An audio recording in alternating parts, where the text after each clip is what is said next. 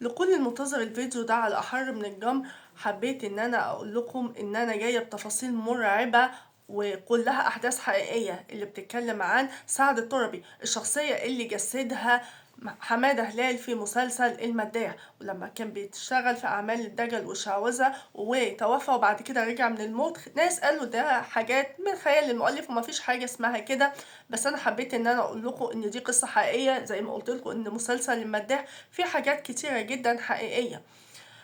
النهاردة هقول لكم ان القصة دي هي قصة سعد الطربي، ودي قصة حقيقية واللي شاهد بكده ناس كتيرة جدا من اهالي البلد في محافظة المنصورة، تحديدا في قرية قم بني مراس.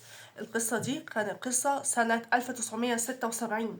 ايه قصة سعد الطربي؟ الشخص اللي لما اهل البلد عرفوا بخبر وفاته كان يوم اتقلبت ليه البلد، مش من الحزن ولكن من الفرح والزغاريد. الكل بيبارك وبيهني وفرحان ومبسوط ان الراجل ده مات. طب ليه وعشان ايه؟ كل ده لان الراجل ده كان بيشتغل في اعمال الدجل والسحر والشعوذة، ومش بس كده، ده كان عنده عشيرة كاملة من الجن. كان اي حد بيضايقه او متسلط عليه سعد الطربي كان بيسلط عليه الجن اللي عنده، لدرجة ان اي حد بيضايقه كان ممكن يوصله للجنون او يقتل بدون وعي. الراجل ده من كتر ما كان مؤذي وكل الناس خايفة منه كانت كرهاه بسبب اللي يعمله وأعمال السحر اللي كان بيستخدمها وتسليط الجن اللي كان عنده على أي حد ممكن يزيف. عشان كده كانت الناس بعد عنه وبتهابه وخايفة منه فعلا، بس ما كانتش طايقاه وكانوا بيتمنوا اليوم اللي يجي ويسمعوا فيه خبر موته علشان يرتاحوا منه. والناس فضلوا على الوضع ده لحد ما في يوم من الأيام، هو كان البيت بتاعه بيت مرعب جدا. البيت بيبقى ممكن كل البيوت اللي حواليه منورة ما عدا البيت بتاعه كان عليه رهبة وخوف ورعب، لدرجة ان هو البيت الوحيد اللي بيبقى ضلمة وفيه حالة من الخوف غير طبيعية لأهل البلد. ومش بس كده، كانوا بيسمعوا منه أصوات غريبة جدا. في يوم من الأيام سمعوا صوت صريخ عالي جدا جدا، وطبعا كالعادة محدش يجرؤ ان هو يقرب من البيت ولا حتى عايزين يعرفوا ايه اللي بيحصل فيه. والصوت كان يعلى لدرجة مرعبة لكل أهل البلد والصوت يسقط وبعد كده يعلى تاني جامد جدا وبعد كده يرجع تاني يسقط.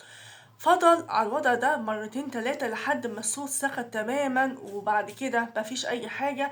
الناس برغم لحظات الرعب اللي عاشوها بس بعد كده حاولوا يهدوا نفسهم. بعد كده عدى يوم في التاني في التالت، كانت الناس في الطبيعي كانت بتشم من البيت دوت كانت ريحة وحشة جدا. ده كان في الطبيعي أكيد بسبب أعمال اللي هو بيعملها من السحر والطقوس السحر اللي هو بيعملها في البيت. بس بعد ما عدى من اليوم الموعود ده صوت الصريخ وكده، بيقولوا إن هما ملقوش أي ظهور لسعد الطربي. عدى يوم اتنين، شهر اتنين تلاتة، لغاية ما عدى 6 شهور بالتحديد.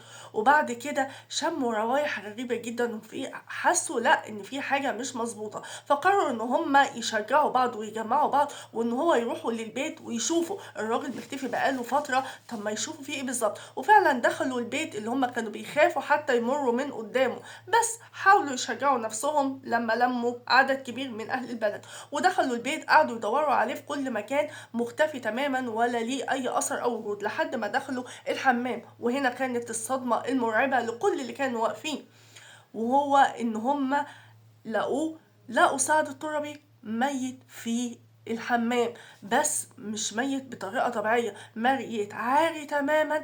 ومش بس كده، لقوا حواليه زي حاجة زي شبه شموع كانت من آدة وأزايز دم صغيرة، كأنه كده كان بيعمل طقوس لأعمال السحر والدجل والشعوذة وطقوس شيطانية.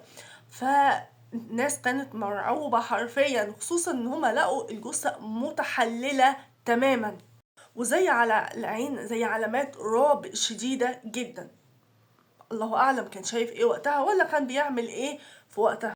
طبعا جم الجهات المسؤوله وطبعا كانت الدنيا اتقلبت، بس الناس كان سيطر عليها حاله من الفرح زي ما قلت في اول الفيديو، وكانوا مبسوطين والزغاريد اشتغلت في البلد، واخيرا اتخلصوا من الراجل اللي كان مسبب لهم حاله رعب وفزع لدرجه كان ممكن يأذي اي حد، اللي وصله للجنون والموت.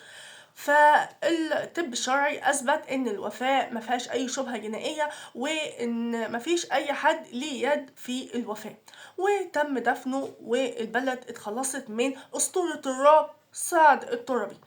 بس الرعب ما انتهاش، عدت سنة، ايوه عدت سنة بالظبط، بس ابتدى يظهر من تاني. هو ايه اللي ظهر من تاني؟ ايوه سعد التربي. ازاي يا روشا؟ ما تقول لنا حاجة معقولة. ومين اللي شافه؟ حارس المقابر شافه طالع من التربة وهو عاري تماما وبيتكلم بصوت واطي. الراجل طلع يجري وجات له من ساعتها حالة من الجنون وعقله طار. ايه اللي حصل بالظبط وايه اللي شافوه؟ ومش بس كده، ده كمان شافوه اهل البلد. ده اللي هقوله في الفيديو في الحلقة الجاية عشان ما اطولش عليكم. احداث مرعبة حرفيا. تابعوني في قصة سعد التربي العائد من الموت.